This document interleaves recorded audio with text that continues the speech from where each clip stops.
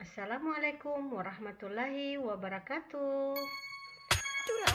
Bertemu lagi dengan Rosetta Rusli Channel. Jangan lupa subscribe.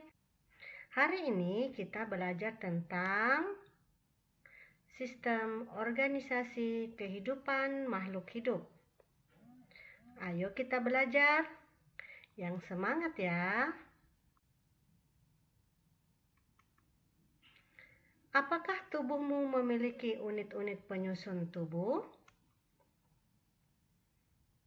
Dalam video ini kita akan mempelajari unit-unit penyusun tubuhmu.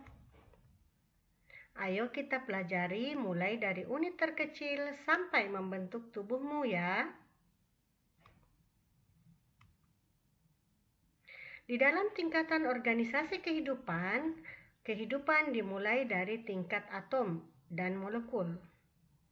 Atom dan molekul ini akan membentuk sel.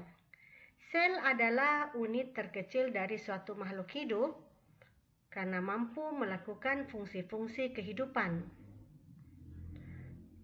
Sel akan membentuk fungsi yang sama dan membentuk jaringan. Kumpulan jaringan yang berbeda dan bekerjasama akan membentuk organ. Beberapa organ akan membentuk sistem organ, dan sistem organ inilah yang akan menyusun suatu organisme atau makhluk hidup.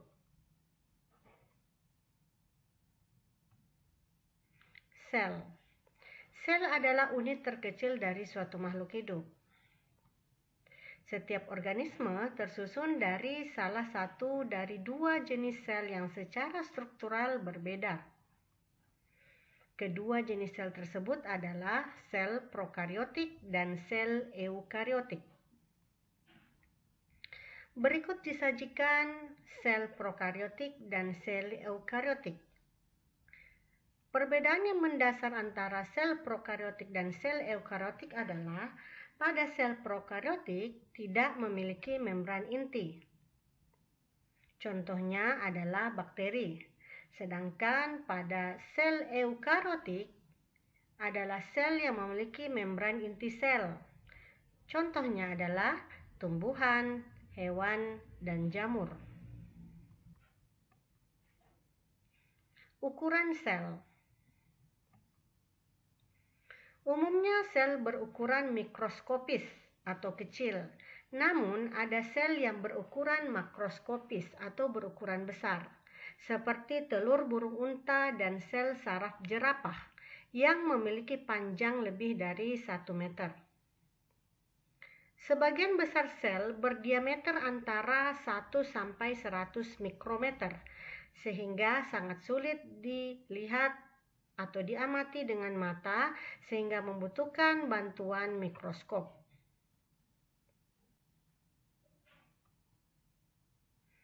Organel sel. Organel sel berbeda pada sel tumbuhan dan sel hewan. Berikut disajikan organel-organel sel yang dimiliki oleh sel tumbuhan. Yang paling luar adalah dinding sel. Kemudian terdapat membran plasma atau selaput plasma yang berfungsi melakukan transportasi antar sel. Lalu ada nukleus atau inti sel yang berfungsi mengatur semua aktivitas yang dilakukan di dalam sel. Berikutnya ada RE atau dikenal dengan retikulum endoplasma. Retikulum endoplasma ini salah satu fungsinya adalah melakukan transportasi di dalam sel.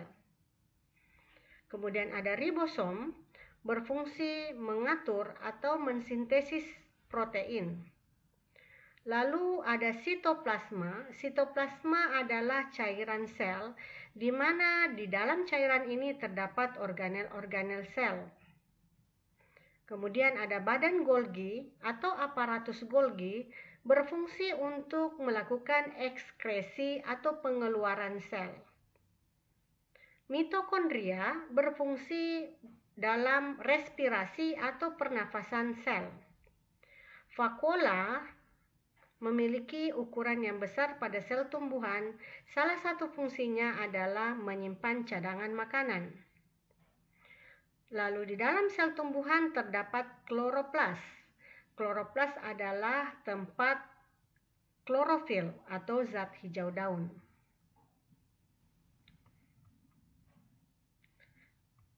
Organel sel yang dimiliki oleh sel hewan adalah yang paling luar adalah membran sel. Membran sel memberi bentuk pada sel hewan. Lalu ada sitoplasma atau cairan sel, tempat berbagai organel sel. Ada lisosom berfungsi dalam pencernaan intrasel. Ada sentriol berfungsi dalam pembelahan sel.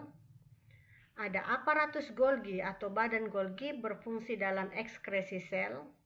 Ada nukleus yang terdiri dari nukleoplasma, nukleolus, dan membran inti. Nukleus berfungsi dalam mengatur semua aktivitas di dalam sel. Ada retikulum endoplasma kasar dan ada retikulum endoplasma halus dan disingkat menjadi RE kasar dan RE halus. Fungsi daripada retikulum endoplasma adalah transportasi intrasel. Ada ribosom berfungsi dalam sintesis atau penyusunan protein. Dan ada mitokondria berfungsi dalam respirasi atau pernapasan sel. Perbedaan sel hewan dan sel tumbuhan dapat kita amati dari organel sel yang ada pada sel tumbuhan dan sel hewan tersebut. Berikut kesimpulannya. Sel hewan tidak mempunyai dinding sel, sedangkan sel tumbuhan memiliki dinding sel. Yang kedua, sel hewan mempunyai sentrosom dan sel tumbuhan tidak mempunyai sentrosom. Sentrosom adalah berfungsi dalam pembelahan sel. Yang ketiga, sel hewan mempunyai lisosom, tetapi sel tumbuhan tidak mempunyai lisosom. Yang keempat, sel hewan tidak mempunyai plastida. Plastida adalah bagian dari kloroplas, sedangkan sel tumbuhan mempunyai plastida. Berikutnya, sel hewan memiliki cadangan makanan berupa lemak dan glikogen, sedangkan sel tumbuhan cadangan makanannya berupa pati atau amilum. Demikian pelajaran kita hari ini, semoga bermanfaat. Terima kasih atas perhatiannya.